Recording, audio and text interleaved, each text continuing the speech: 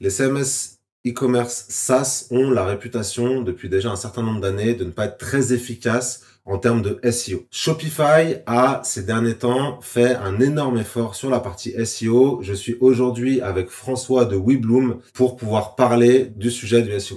Bonjour François, merci pour ta présence. Je te laisse peut-être te présenter. Salut Loïc, bah écoute, merci déjà de m'inviter. C'est un plaisir d'être là chez GradiWeb avec la clim. En plus, on est hyper bien installé là, donc Ah, on est pas mal, hein. j'ai hâte de parler de ce sujet épineux du SEO et Shopify. Excellent. On en parlait ce matin, du coup, on est tombé un petit peu d'accord pour dire qu'effectivement, Shopify, c'était quand même plutôt amélioré sur la partie SEO. Qu'est-ce que t'en penses, toi, en tant qu'expert? Bah, c'est vrai que pendant des années, on était assez frileux avec Shopify. On s'est pris la tête beaucoup avec des agences, etc., qui choisissaient Shopify pour leurs clients. On avait tendance à leur dire que Shopify, c'était pas adapté pour eux. Ok. Voilà, on va sûrement en parler un petit peu de toutes les limites, mais clairement, depuis quelques années, on sent qu'ils ont changé de braquet et c'est Ouais. devenu vraiment un vrai sujet pour le SEO. Je pense que les gens ont dû se plaindre. Enfin, il y a peut-être de plus en plus d'acteurs aussi qui sont arrivés dessus. Et donc, voilà, maintenant, on sent clairement que le SEO, c'est important pour eux. Ouais, ils ont fait beaucoup d'efforts. Et du coup, tu reprochais quoi à Shopify? C'était quoi les principaux points négatifs que vous voyez autrefois? Ouais, bah, le plus gros problème qu'on voyait, c'était la structure du URL. Ok. C'est encore un sujet, on va en reparler. Là où ils ont fait beaucoup d'efforts, qui était un gros problème pendant des années, c'était le multilingue.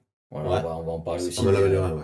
c'était très compliqué à une certaine époque d'avoir vraiment sur un seul Shopify plusieurs noms de domaine, plusieurs devises, etc. Souvent, il fallait avoir plusieurs Shopify, etc. Donc ça, clairement, ils se sont améliorés là-dessus. C'est à peu près ça. Et puis, on va en reparler aussi, mais ça, c'est encore un sujet épineux chez eux. C'est tout ce qui est sous-collection, fil d'Ariane, tout ça. Heureusement, il y a des solutions qui existent, mais c'est encore compliqué. Ouais. Bah, effectivement, tu disais au niveau du multilingue, c'est vrai que depuis qu'ils ont mis en place Shopify Market, on a quand même beaucoup plus de possibilités en termes de gestion des différents noms de domaine et des différentes URL pour chacun des marchés et d'avoir un site adapté à chacun des pays en fonction de là où tu vas te trouver. Et je pense que ça, c'est un vrai point pour la partie SEO, non? C'est un vrai point pour la partie SEO et pour le coup, c'est un truc où certains CMS pêchent encore. Là où Shopify était plutôt en retard à une époque, aujourd'hui ils sont plutôt en avance versus des Webflow par exemple sur la partie CMS ou évidemment des Wix, devenus maintenant justement la hantise des SEO, donc c'est un peu switché. Maintenant c'est plutôt des CMS comme ça qu'on déconseille. Alors que Shopify aujourd'hui, bah, moi la plupart de mes clients aujourd'hui, e-commerçants qui font des switches, c'est pour aller vers Shopify. Ok. Et là où historiquement on leur disait faites attention surtout sur la partie multilingue, etc. Aujourd'hui, on sait que voilà, il y a aucun problème, on peut aller les yeux fermés. Après évidemment il y a du taf quand même à faire et c'est pour ça que il faut passer par du dev, mais c'est une très bonne solution aujourd'hui. Ouais. On parlait du multilingue, on parlait de la structure d'URL. Tu as toujours cette problématique avec, dans l'URL sur Shopify, le slash page, le slash product. Ça, on Ouais. peut pas le modifier. Ouais, ça malheureusement c'est encore une limite native et je pense, si tu me dis si je me trompe, qu'on peut pas encore, même avec du DevSP, changer ça. Malheureusement, non. Et ça, c'est Malheureusement, vraiment un parfois, gros non. problème pour certaines marques qui veulent vraiment spécifiquement une nomenclature, justement avec la langue, par exemple, ce genre de choses. Ça, c'est un truc sur lequel, évidemment, un WordPress ou autre, bah, ils sont encore meilleurs. J'imagine que ça peut encore changer. Au bout d'un moment, peut-être qu'ils vont s'y mettre, mais ça doit être un truc qui est très important, vraiment cœur de leur techno. Donc, bon, après, voilà, c'est pas le plus grave non plus. Ok. Il y a des choses plus graves dont peut-être on va parler sur tout ce qui est collection, fil d'Ariane, etc. Mais c'est vrai que ça, c'est un des trucs qui est le plus reproché aujourd'hui à Shopify. Ouais. Avant d'aborder peut-être des points un petit peu plus graves, comme tu le disais, en termes d'URL, donc on peut pas modifier cette structure, mais on parlait d'internationalisation. Toi, Ouais. qu'est-ce que tu recommandes sur l'internationalisation au niveau de tes URL? Plutôt du sous-domaine avec es.gradiweb.com par exemple, Ouais. ou du gradiweb.com/es, ou qu'est-ce que tu recommandes en termes de Bah ça, structure c'est une d'URL? super question. C'est la question à 3 milliards que tout le monde nous pose quand ils viennent nous parler. Historiquement, un expert SEO, il va plutôt te dire que le sous-domaine, c'est mieux. Ok. Parce qu'en fait, l'autorité de ton site vraiment se joue au niveau du domaine. Donc, tu vois, tous les liens que te font tes partenaires, tes prestataires, etc., en fait, font grandir ton autorité. Ouais. Et donc, c'est mieux d'avoir un seul domaine. Et donc, Ok. du coup, après, tu vas faire fr. es. etc. Et tout ça va un peu dans les œufs dans le même panier. C'est plus simple, en fait, de travailler ton SEO quand tu as un seul domaine. Après, la réalité, c'est que si tu es une marque internationale, tu vas t'adresser à des gens en Allemagne, en France, etc. Les gens sont plutôt rassurés quand même de commander sur des noms de domaine vraiment Spécifique, quoi. .fr, Ouais. .de, etc. Encore aujourd'hui, c'est moins vrai qu'avant, parce que avant, je pense que c'était très vrai dans les années, tu vois, début 2000, 2010, quand le e-commerce a émergé. Je pense que les Français auraient pas mis leur CB sur un site qui n'était pas FR, tu vois. Aujourd'hui, Ouais. ça change beaucoup. Mais notamment en Allemagne, je sais que c'est très vrai. Un .de, c'est encore très rassurant. Donc, c'est pas du SEO, mais il faut, je pense aussi tenir compte de ça. Et ça a pas mal changé aussi parce que en SEO, tout a un petit peu changé aussi récemment. Et du coup, cette espèce de dilution de l'autorité que tu avais avant quand tu faisais plusieurs domaines a un petit peu diminué devenu aujourd'hui. Ok, donc tu peux avoir plusieurs domaines regroupés sous une même enseigne et ça va. Ouais, c'est ça, exactement. En fait, ce que tu vas perdre, ce que tu peux perdre aussi un peu en SEO, tu vas le gagner en fait en crédibilité, et c'est aussi un facteur de SEO parce que du coup ta marque va grandir et du coup ça va aussi jouer sur ton SEO. Donc en fait, ce que tu perds au début, on va dire en phase de lancement, si t'es une nouvelle marque, je recommanderais plutôt des sous-domaines sur un seul domaine. Ouais. Voilà, ou des sous-dossiers. Puis après, si tu veux grandir, pourquoi pas tenter des .de, .fr, etc. plus tard, quoi. Ok, donc .de, .fr ou un domaine spécifique plutôt Ouais. pour les grosses marques Ouais. et des sous-domaines ou Ouais. des sous-dossiers. Ou des sous-dossiers. Après, entre sous-domaines et sous-dossiers, là, c'est vraiment à la marge. Je pense que ça dépend aussi des technos. Il y a des technos qui permettaient pas avant. Ouais.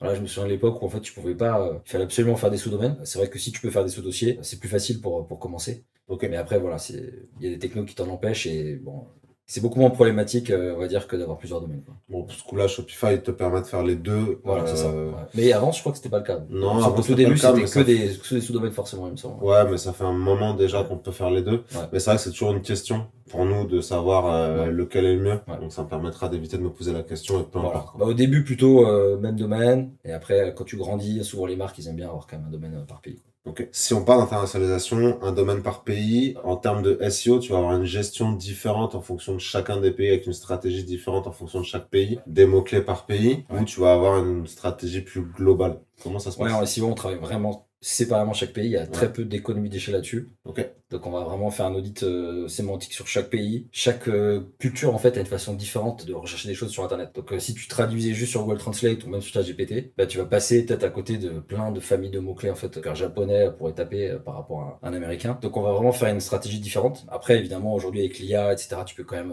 scaler pas mal ta production de contenu donc ça va plus vite. Mais ouais on travaille vraiment différemment chaque site. Après je sais qu'avec Shopify tu peux quand même facilement aussi maintenant gérer sur un même compte plusieurs domaines et plusieurs sites, plusieurs boutiques. Donc ça peut faciliter aussi quand même l'import des contenus et ce genre de choses, quoi. Ouais, avec Shopify Plus, tu peux effectivement, pour une même marque, avoir plusieurs domaines et du coup, une gestion plus spécifique par pays, quoi. Ouais, donc quand t'as 50 pays, je pense que c'est plus simple pour importer ton contenu et ce genre de choses. Ouais, alors t'as des limites quand même, parce que tu peux avoir sur un Shopify Plus 10 sites seulement, quoi. Ok.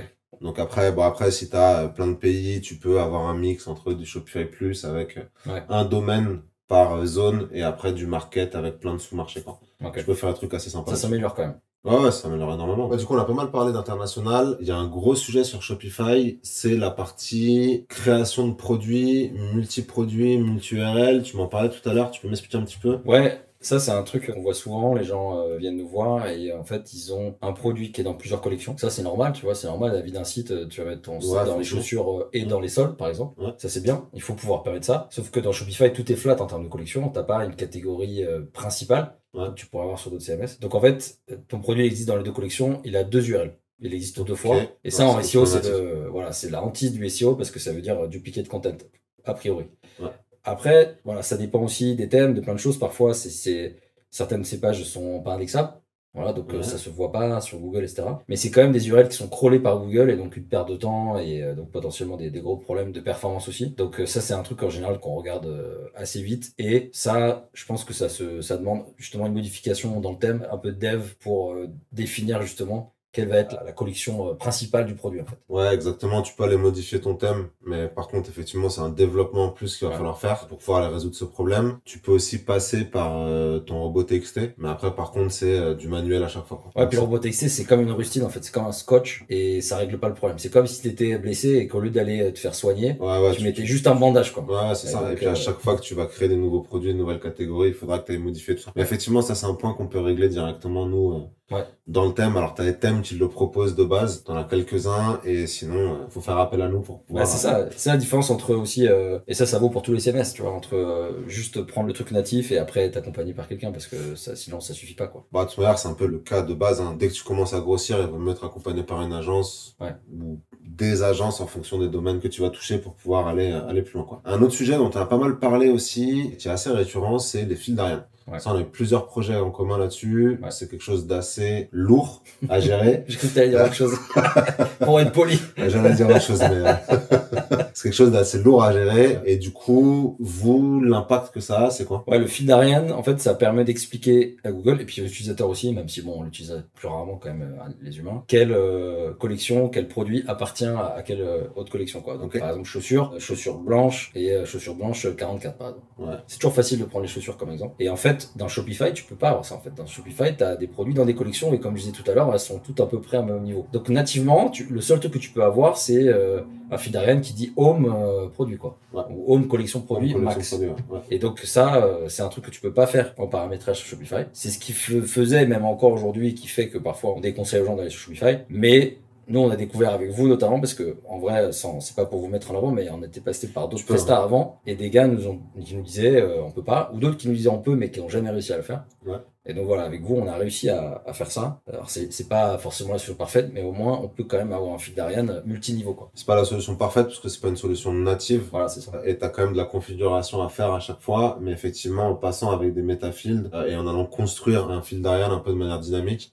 on a des solutions qu'on peut mettre en place. Parce qu'avant, je me rappelle avoir fait avec des marques, on devait le faire un peu vraiment dans le descriptif produit ou dans le descriptif de la collection. Faire un faux fil d'Ariane, tu sais, avec des chapeaux et tout. Ça marchait un peu, mais c'était quand même vraiment du scotch, quoi. C'est vrai que la manière dont on a développé, on a quand même réussi un petit peu à hacker le système, mais ça marche plutôt pas mal, quoi. Ouais, c'est clair. C'est encore un truc, je pense, sur lequel Shopify va sûrement s'améliorer parce que il y a de plus en plus d'acteurs qui vont dessus, même des gros acteurs, et eux, voilà, au bout d'un moment, ça va être difficile de maintenir en fait ça avec que des métafields, alors que si c'était un peu comme sur d'autres CMS, vraiment créer tout simplement ce qu'ils appellent des sub-collections, tu vois. Je pense que ça réglera vraiment la situation, quoi. Vers là-dessus, ils ont isolé un peu la partie contenu, la partie retravailler la manière dont on gère le menu et tout ça. Donc potentiellement à l'avenir, ils pourront travailler là-dessus, mais pour le moment, on est un peu dans le noir sur ce sujet-là. Donc gros sujet, fil d'Ariane sur Shopify. C'est pas encore l'idéal, mais il y a quand même des choses qu'on peut mettre en place. C'est ça, mais ça donne du taf aux agences Shopify. Bah c'est ce qu'il faut, hein. C'est important. C'est important. Autre sujet qu'on voyait aussi, est-ce que c'est problématique ou est-ce qu'on a besoin d'avoir, en fonction de chaque variante, une fiche produit ou le fait d'avoir des paramètres dans l'URL n'est pas si problématique pour le SEO? C'est pas le plus grave, mais c'est vrai que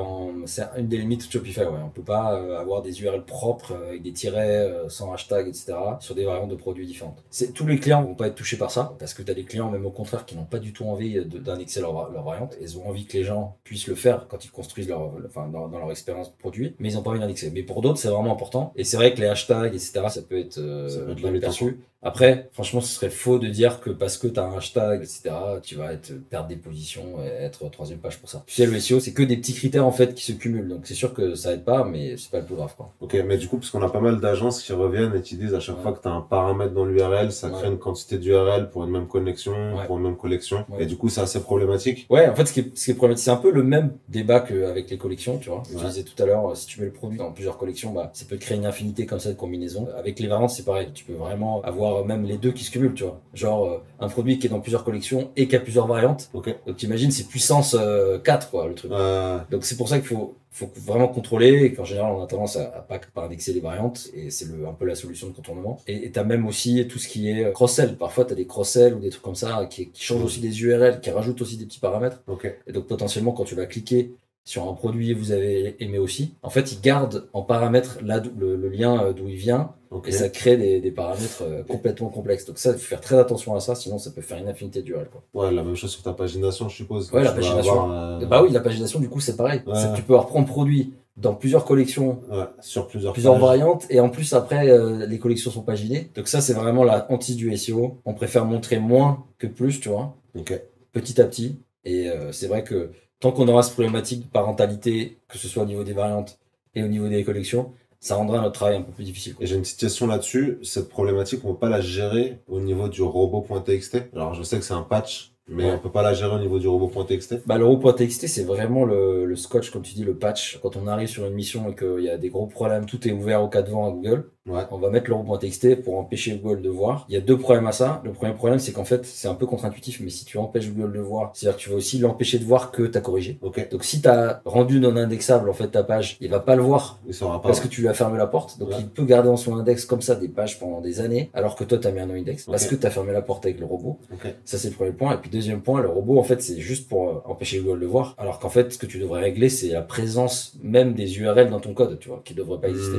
Le SEO c'est pas juste juste empêcher d'indexer ou juste c'est limiter l'indexation. Le SEO, c'est vraiment empêcher Google de crawler des trucs inutiles. Donc vraiment à l'origine de ton lien. Ouais, d'où l'importance d'avoir vraiment un thème qui est bien construit et de gérer tous ces éléments-là directement dans le développement de base. Clairement, c'est là où tu vois vraiment la différence entre un thème bien fait et pas bien fait. Et même sur des technos aussi, il y a des technos Wix par exemple qui étaient très réputés quand ils ont été lancés. Aujourd'hui, c'est pour ces raisons-là, c'est très très compliqué d'un point de vue SEO. Je pense qu'ils ont pris une direction plus easy, UX, tu vois, en 3 clics, t'as un site parce que tu vends du pain à domicile et t'as besoin d'un site en 2 jours. Shopify, elle est beaucoup plus vers la professionnalisation, plus vers le SEO, etc.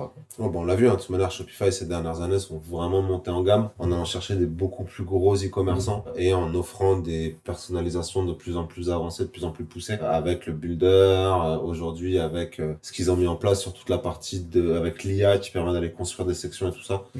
Ça permet d'aller professionnaliser beaucoup plus. Au niveau de l'UX, justement, alors pas au niveau de l'UX, mais au niveau des performances, comment est-ce que tu vois Shopify, toi? C'est vrai qu'on a tendance à considérer que Shopify est peut-être un peu moins performant que certains autres CMS. Toi, tu me disais que non. Pour moi, c'est vraiment leur point fort. C'est vraiment un truc, quand ils sont arrivés, on pouvait leur reprocher le SEO, justement, la structure d'URL, les sous-collections, etc. Mais au moins, tu avais une solution qui était nativement, comme ça, from scratch, rapide.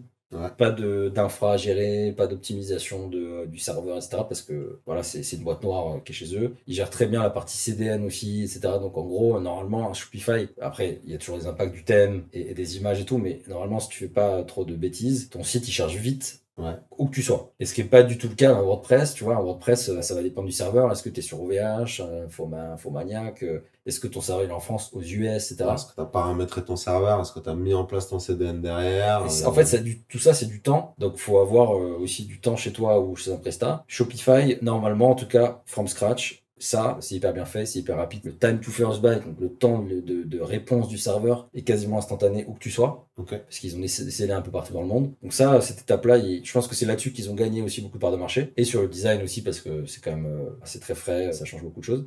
Mais après, le revers de la médaille, quand même, le seul point négatif de ça, c'est que t'es dépendant d'eux, quoi. C'est-à-dire que du coup, c'est rapide, mais tu seras toujours dépendant de à quel point ils sont rapides, quoi. Tu pourras jamais essayer de gagner des petits points de vitesse à un endroit comme tu peux le faire quand t'es un puriste, DevOps. Tu vas aller optimiser ton serveur. Un autre petit point que je m'étais noté, on parlait tout à l'heure des URL, mais qui dit URL dit aussi redirection. Shopify là-dessus est pas top. Moi, je me souviens sur WordPress, on peut quand même pas mal gérer les redirections avec des 401, des 302 en fonction de chaque utilité. Shopify te permet pas ça. Ouais, c'est du détail, mais en fait, ça peut vraiment être hyper utile. Surtout, le cas typique, c'est la fin de vie des produits. Et t'as des e-commerçants, tu vois, qui ont des cas spécifiques de produits qui partent, mais qui doivent revenir, par exemple. Tu vois, tu mets en stand-by, que tu mets en draft, un truc comme ça. Pour des raisons de stock, ou, je sais pas, c'est de la temporalité produit, etc. Et donc, ça peut être intéressant d'avoir plutôt une 302, par exemple. Ou même, juste un message qui dit le produit va revenir. Donc vraiment un code 200 avec juste un message qui dit ça va revenir. Après, tu as des cas de figure où vraiment le produit va jamais revenir. Et là, en fait, en SEO, nous, on conseillera plutôt de mettre une 410 plutôt que de mettre une 300. 410, c'est un code qui dit vraiment gone, le produit est désindexé, ne reviendra plus jamais. Ouais, Shopify, ça te permet que de mettre des 301. Voilà, c'est ça. Et du coup, t'es assez limité. Sur la première partie, du coup, les 302, est-ce qu'il vaut pas mieux à ce moment-là mettre sur la fiche produit un out of stock ou un truc comme ça et tu gardes le produit, quoi? Carrément, c'est mieux, et même comme ça, tu continues à ranker en fait. Donc les gens ils tapent chaussures blanches Nike par exemple, pour reprendre l'exemple tout à l'heure. Ils arrivent sur ton produit, tu continues à ranker par exemple deuxième, troisième sur Google, mais avec un message qui dit out of stock, et peut-être montrer un produit similaire, tu vois, par exemple. Tu peux avoir de l'out of stock, un produit similaire, tu peux aussi demander aux gens de laisser leur email, d'être prévenus et tout ça, quoi. Mais ça, tu vois, c'est cette gestion-là fine et de cas de figure, tu vois, selon des règles de gestion, est pas encore ouf sur Shopify. C'est vrai que sur Shopify, tu peux aller créer tes redirections uniquement et t'as aucune option, quoi. Tu crées ta redirection, ça fait ta 301, c'est point barre, quoi. Après, l'avantage que t'as quand même, et ça, après, c'est pas les seuls à le faire, hein, c'est que pour les gens qui sont néophytes en SEO, qui n'ont pas d'agence, etc., quand tu supprimes un produit ou quand tu changes l'URL, ils te demandent, mais c'est juste un truc à cocher, de faire une redirection automatiquement. Donc, c'est que ça permet quand même d'éviter que tu flingues ton site sans t'en rendre compte, quoi. Ouais, alors c'est un petit point à bien faire attention parce qu'il faut bien cocher cette petite case, effectivement, quoi. Il y a des gens qui cochent pas, c'est sûr. Ça peut être problématique, quoi. C'est ça. Ça peut être problématique. Dernier petit point, dans le côté un peu négatif. Alors, négatif, on sait pas si c'est que négatif, mais dans le côté un peu obscur de Shopify, c'est cette partie schéma.org qui est pas pris en compte nativement. Les commentaires, il va falloir ajouter des applications qui vont pouvoir aller faire automatiquement les schémas? Comment est-ce que tu vois les choses? De plus en plus en SEO, tout ce qui est UGC, tout ce qui est vraiment avis, preuve vraiment sociale ou preuve de consommation devient hyper importante. Et donc tu vas ranker, tu auras du mal à ranker, en tout cas premier, et à rester premier, juste parce que tu as un bon contenu et une bonne popularité, quoi. Il va falloir montrer que, c'est surtout en e-commerce, que les produits sont achetés et que tu as des notes. Et donc ça, c'est pas géré forcément nativement par Shopify. Après, c'est aussi parce que je pense le sens de l'histoire, c'est que tu as des acteurs spécialisés qui sont lancés là-dedans, qui sont des tiers un peu de confiance, type Trustpilot et tout, qui permettent quand même de valider un peu la légitimité aux yeux des consommateurs. C'est pas ta marque qui... Voilà, hein, moi-même, je l'ai déjà fait avec des marques, mettre des faux avis, voilà, Ouais, tu 3000 peux plus, avis, 5 étoiles. ouais. Tu peux plus parce que c'est contrôlé par des tiers. Mais du coup, c'est vrai que c'est pas natif sur Shopify. Et donc, t'as pas les fameuses étoiles, les fameux avis qui remontent directement dans Google. C'est quelque chose que tu peux faire, mais qu'il faut faire avec pareil, avec un développement spécifique ou avec des apps, quoi. Alors, toute la partie schéma.org, on peut le faire avec un développement spécifique. Voilà, c'est ça. Maintenant, c'est vrai que la partie avis pure et dure pour le schéma.org, C'est des apps. t'as des apps qui existent Ouais. et qui le font très bien. On peut Trustpilot, Yotpo, Ouais. pour ne citer que, c'est vrai que c'est assez pratique. Mais tu peux pas tricher du coup. Tu peux pas tricher maintenant. Est-ce que tu as envie de tricher ou pas? Non, C'est à toi de voir. c'est exactement, c'est la C'est à responsabilité toi de du client. Qui dit SEO dit blog, parce que la Mm. base du SEO, c'est aussi beaucoup, enfin, c'est de la création de contenu. Mm. Le blog est un outil pour pouvoir créer du contenu. C'est vrai que sur un e-commerce, le blog a peut-être un petit peu moins d'intérêt que sur un site vitrine, parce que naturellement, tu as des produits qui vont se créer, donc beaucoup d'URL. Comment est-ce que tu vois, toi, le blog de Shopify? C'est clairement pas leur force parce que Ok. bah, c'est un peu comme WordPress, c'est d'abord un blog sur lequel ils ont rajouté du e-commerce. Ben, Shopify c'est l'inverse, c'est d'abord un super spécialiste du e-commerce, du paiement, du tunnel de paiement, et ils ont rajouté le blog. Donc ça se sent que c'est un peu le parent pauvre, même s'ils sont améliorés hein, sur la partie contenu, ils ont séparé les deux, etc. Ça reste quand même, tu peux pas faire un truc hyper custom, voilà, ça reste un blog assez simple, avec blog, catégorie, voilà, etc.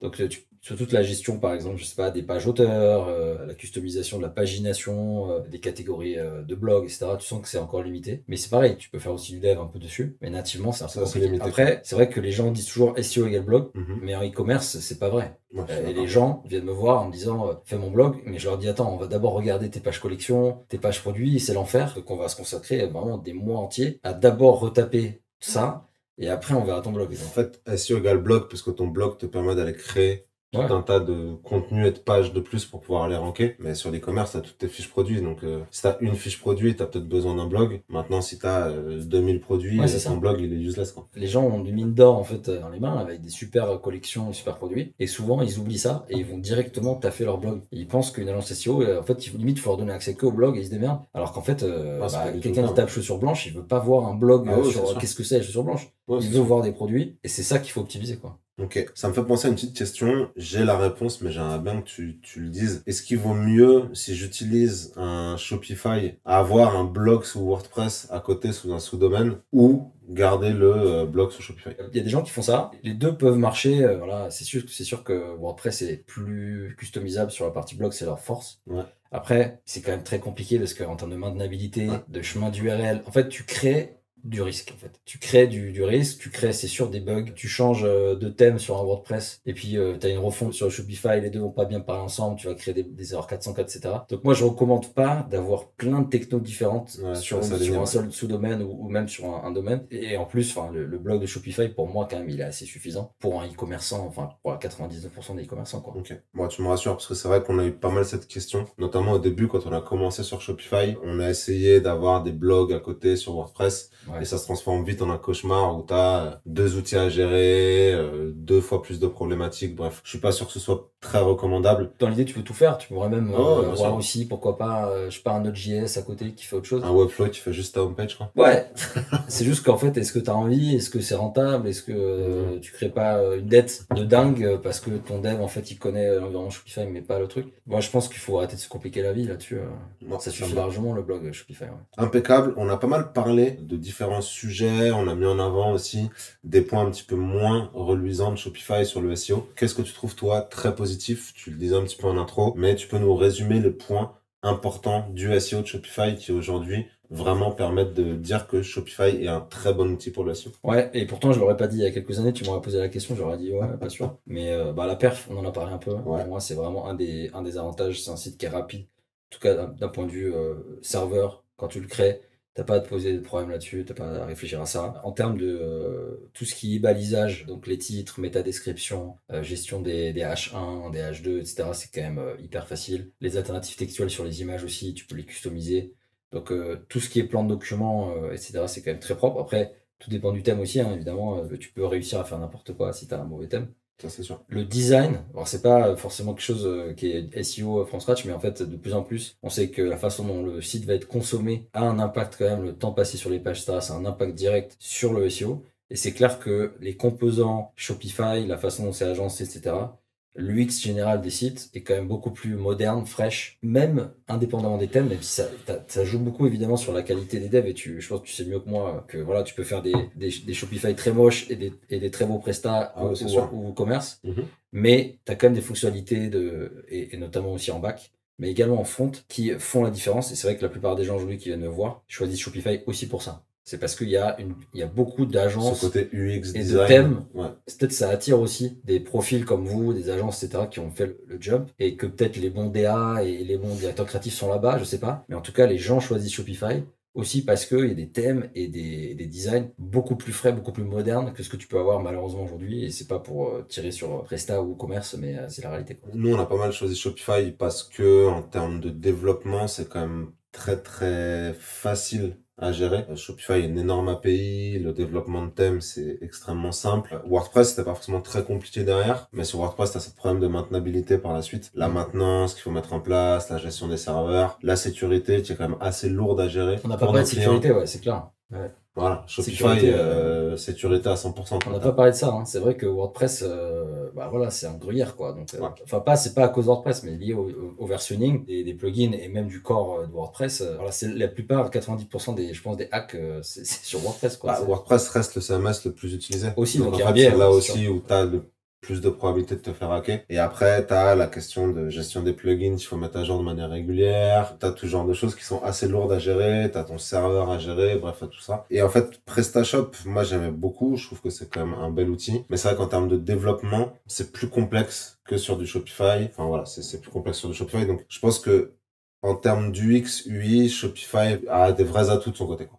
Ouais, clairement. Un autre truc aussi qui est quand même différent par rapport aux autres CMS, c'est que en fait, t'as pas besoin d'app ou de plugin supplémentaires pour gérer certains trucs un peu simples comme un sitemap, arrow.txt. Ouais. C'est vrai que sur WordPress, par exemple, t'as des plugins très connus, mais que tu dois installer en plus. Toujours la difficulté que bah voilà, chaque plugin a ses spécificités, et puis les mises à jour dont on parlait tout à l'heure, etc. Alors que là, sur Shopify, c'est plutôt bien géré, donc tous les sitemaps sont auto-générés. T'as le robot.txt aussi qui est généré directement dans les paramètres natifs Ouais, c'est de Shopify. natif. C'est natif. Et puis, depuis assez récemment maintenant, tu peux aussi aller les personnaliser directement Ouais. depuis le thème. Alors, depuis le code du thème, évidemment, mais tu peux aller le personnaliser. Donc ça, c'est vrai que c'est plutôt pratique, quoi. Ouais, parce que c'est bien de pouvoir quand même à la main aller modifier un peu des choses. T'as pas forcément envie d'avoir toutes tes pages dans ton sitemap, etc. Ouais. Et c'est vrai que ça, avant, tu pouvais pas. C'est une bonne chose. Et après, voilà, WordPress marche bien, mais c'est des briques en plus. Et en fait, c'est pas que pour ça. C'est dès que t'as besoin d'un truc sur WordPress, tu vas devoir rajouter en fait souvent des plugins. Et les gens, après, c'est une erreur. C'est pas à cause de WordPress. En fait, c'est les gens, en fait, ils stockent comme ça. Ils accumulent 50, 60 plugins. Ouais. Et le WordPress, plus t'as de plugins, plus c'est lent, quoi. Ah bah ouais, nous, on a toujours cherché à limiter maximum à 20 plugins sur WordPress. Maintenant, je pense que WordPress, c'est pas un outil. Ce que tu disais tout à l'heure, en fait, c'est pas un outil qui est de base fait pour l'e-commerce. Ouais. Shopify, c'est vraiment le SMS e-commerce par excellence. Ouais, c'est clair. WordPress, je pense que c'est pas forcément le bon exemple, tu vois, c'est pas extrêmement bien adapté sur... Non, c'est clair. Mais après, tu vois, on pourrait plus comparer à des Adobe, tu vois, ou tu vois, Magento à l'époque. Mais c'est des solutions un peu comme WordPress, plus open source, que tu vas ensuite. C'est pareil, c'est à toi de rajouter des briques, des plugins ou du dev. Shopify, évidemment, tu peux dev des choses, mais je trouve qu'il, même nativement, il commence à ajouter beaucoup de trucs qui font que même, tu vois, quelqu'un qui se lance sur un Shopify et qui n'a pas forcément une super agence comme la vôtre, ils peuvent quand même déjà avoir des bons résultats sans s'en rendre compte, quoi. En fait. Ok, bon bah très cool. Il y a un sujet qu'on n'a pas abordé. On est obligé d'en parler. Tout le monde en parle aujourd'hui et c'est un peu inévitable, c'est l'IA. Ah bon? Je connais pas. Tu connais pas? Non, C'est jamais nouveau. entendu parler. Ça vient de sortir. Mais du coup, aujourd'hui, Shopify, en plus, on en parle au bon moment puisque le Summer Edition 2025, Shopify vient de sortir beaucoup d'outils via l'IA. Toi, au niveau du SEO, alors déjà, juste avant, qu'est-ce que l'IA change pour le SEO? Ça devient même plus du SEO, c'est du GSO de ce que je comprends. Ouais, bon, je sais pas si t'as vu mes derniers posts LinkedIn, mais ouais, moi je pense pas forcément que du bien de tous ces nouveaux acronymes qui sont très aussi, tu vois, faits pour vendre un petit peu de la visibilité. Donc on parle de GEO, de GSO, de Ouais. LLMO aussi, j'ai entendu. Pour moi, tout ça c'est du SEO, mais c'est juste que le SEO change et en effet, l'IA, bah ça change tout quoi. Ça permet de scaler beaucoup plus le contenu, de comprendre beaucoup plus l'intention de recherche de l'utilisateur. C'est des nouvelles plateformes, c'est-à-dire qu'aujourd'hui on va pas ranker que sur Google, mais maintenant nous on va ranker sur ChatGPT, Ouais. sur Perplexity, etc. Donc c'est sûr que ça change tout. Et pour Shopify, en fait, ce qui change tout, c'est la possibilité de scaler ta production de contenu de produits, par exemple, et même demain de blog, vraiment de manière très rapide. Ok. En fait, il y a un protocole qui a été inventé par Anthropic qui s'appelle MCP, Ouais. MCP en anglais. Ouais. Et ce protocole-là, en fait, a été accepté par tous les acteurs, ChatGPT, Anthropic, Mistral, etc. Et du coup, ça permet en fait de dialoguer en langage naturel directement depuis ton cloud, par exemple, Ouais. directement avec Shopify. Et donc, tu vas lui dire, écris-moi 10 produits, enfin 10 articles, 10 descriptions produits de mes chaussures, machin, et il va automatiquement, en fait, aller te nourrir ton Shopify avec du contenu. Voilà. Mais Donc ça, c'est dingue. quand l'IA a commencé à faire fureur, quand ChatGPT est sorti il y a quelques années maintenant, il y avait ce sujet sur justement Google allait identifier le contenu généré par l'IA et allait le bannir ou Ouais. allait le désindexer. Ouais. Aujourd'hui, c'est plus du tout le cas. Non, ça n'a jamais été le cas, c'est un mythe urbain. En fait, c'est juste que Google a toujours traqué les contenus de mauvaise qualité Ok. et que tu as une corrélation forte entre contenu IA et contenu de mauvaise qualité, tu vois. Ok. Et surtout à l'époque où c'était les vieux modèles GPT-3, 3.5 qui étaient nuls, enfin qui étaient beaucoup moins bons. Et donc forcément, la corrélation était très forte. La plupart, 99% des contenus mauvais Était étaient identifié des comme contenus IA. Et donc forcément, les gens ont fait l'association entre les deux. Mais c'est vraiment deux choses différentes. Et aujourd'hui, tu as du contenu humain nul qui est déréférencé et du Ouais. contenu IA bon qui marche très bien. Donc il n'y a pas vraiment de débat. Aujourd'hui, ce qui est en train de se passer, c'est que l'IA s'intègre à certaines étapes de quasiment maintenant tous les process. Je connais plus beaucoup de process, Sans IA. ou même de journées, tu vois, Ouais. sans IA. Et donc dans la production de contenu, ça va être essentiel. Et pour scaler ça veut pas dire que tu n'auras pas un humain qui, à un moment donné, maîtrise quand même, Vérifiera quoi. Ouais. soit en amont, soit en aval, soit les deux. Mais c'est vrai que de pouvoir comme ça, avec ta ligne éditoriale, tes produits, pouvoir envoyer directement, je sais pas, 150, juste en discutant avec un chatbot, créer comme ça 150 descriptions produits et directement les importer dans Shopify instantanément, ça va changer le game. Les gens qui vont se lancer ou même pour optimiser le contenu de e-commerçants qui ont beaucoup de produits, ça va vraiment tout changer, quoi. Ouais, donc l'IA vraiment gros game changer en termes de SEO. Ouais, en plus, je pense que l'IA, enfin toi, tu vas mieux savoir que moi, mais même en back-office, je pense que l'IA va changer des choses parce que ils ont leur assistant IA, après c'est peut-être un peu gadget, mais ça va peut-être t'aider aussi à faire des trucs. Je trouve que l'IA, si tu veux, en fait, t'as beaucoup de côtés positifs, Ouais. mais t'as aussi un vrai côté gadget, effectivement. Ce qui est très cool, c'est qu'ils ont un nouvel assistant IA qui va te permettre d'aller, tu vois, aider par exemple à faire de l'analyse de data ou à aller sortir des infos. Maintenant, ça va pas te faire ton taf, quoi, tu vois. Ça va pas remplacer tes devs, du coup, ça, t'es serein. Tu sais, c'est une vraie question.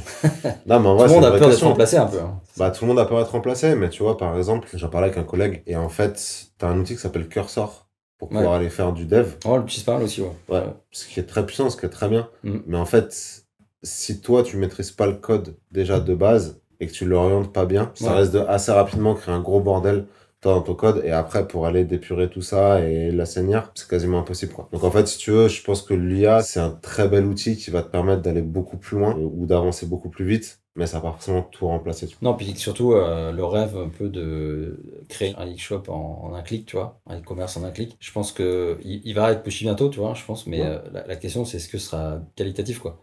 Parce que si, tu vois, un e-commerce, c'est une image de marque, c'est un design, c'est de la rassurance.